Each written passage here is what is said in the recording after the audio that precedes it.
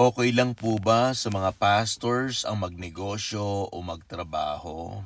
Either mga mahal na kapatid sa Panginoon, Pastor Ariel here. Anong sagot po po doon? Pakitype naman sa comment section at pakilagay na rin kung saan lugar ka po sa Pilipinas o saan ka sa lupalop ng mundo. And sagutin po natin yung katanungan na yan upang makatulong po sa atin paano makapag-isip properly patungkol po sa napakahalagang paksa na yan. Hindi lang po theological yan, kundi practical question din po yan. Sa totoo lang po, marami ng opinion patungkol po diyan. May mga nagsasabi na po na mas effective ang pastor kung full-time, focus lang sa preaching and teaching and pastoral leadership. Valid naman po yan. May power ang focus. May lalim ang undivided attention. Pero sa kabilang side din po, may mga nasasabi na may mga pastors na hindi lang okay, kundi minsan kailangan na ang pastor ay may trabaho talaga o may negosyo. At ang tanong bakit? Kasi may pamilya, may responsibilidad, may realidad ng buhay, ano? At pareho po silang may punto, pareho rin silang may mga limitasyon. Pero dito po nagkakaroon ng problema, mga mahal na kapatid. Kapag ginawa po natin itong legalistic issue, yun ang problema, na parang iisa lang ang holy model. At kapag hindi mo sinunod yung isa, mas mababa ka na kumpara dun sa isa. Hindi po wisdom yon. Comparison yan na nakadisguise lang. Kasi ang totoo po, mga mahal na kapatid, hindi ginawa ng Diyos na iisa lang ang modelo ng ministry. Opo, makikita po natin sa Biblia, may mga tinawag po sa full-time ministry. Yung supported sila, focus sila, dedicated sila. Pero may mga tinawag din naman sa bivocational ministry, no? Tulad ni Apostol Pablo, 'di ba? Habang nangangalakal, 'di ba? Nagnenegosyo, nangangaral po siya, 'di ba? Nagtatanim po siya ng mga churches, nagdi-disciple po siya ng mga leaders.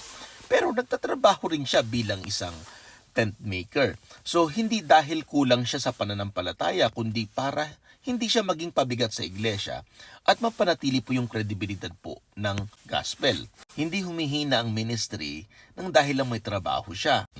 Mas tumitibay pa nga yan. Kaya ano ba talaga ang issue dito? Hindi po trabaho, kundi ang issue po yung faithfulness.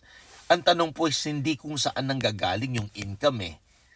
Hindi po yun yung tanong. Ang tanong is, tapat ka ba sa tawag ng Diyos sa buhay mo? Maayos mo bang ginagamit yung oras mo? May integridad ba ang buhay mo sa paggamit ng finances? Naalagaan mo ba ang kawan ng Panginoon?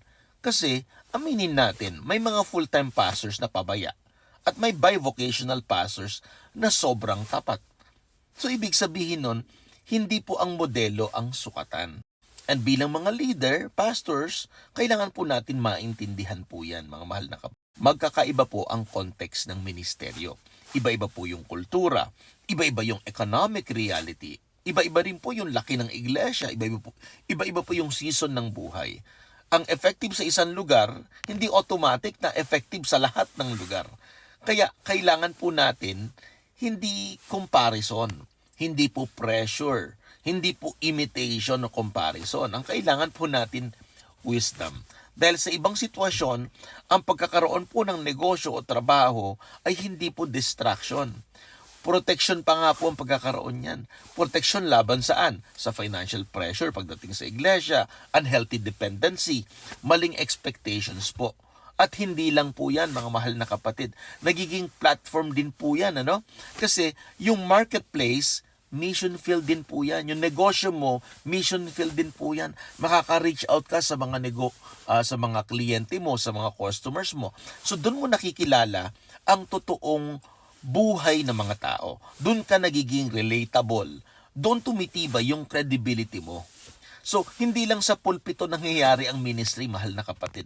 Nangyayari po ang ministry sa araw-araw na buhay po natin. Kaya malinaw po ito.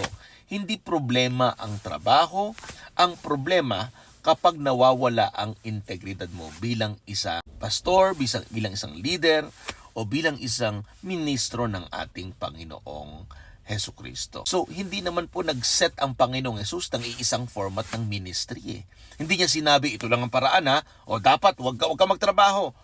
Or kaya, sabihin niya, magtrabaho ka, tapos pag may trabaho ka, don't do the ministry. When we read the Bible, it's very clear, itong message na ito, ay sinabi niya sa kanyang mga disipulo na make disciples, right?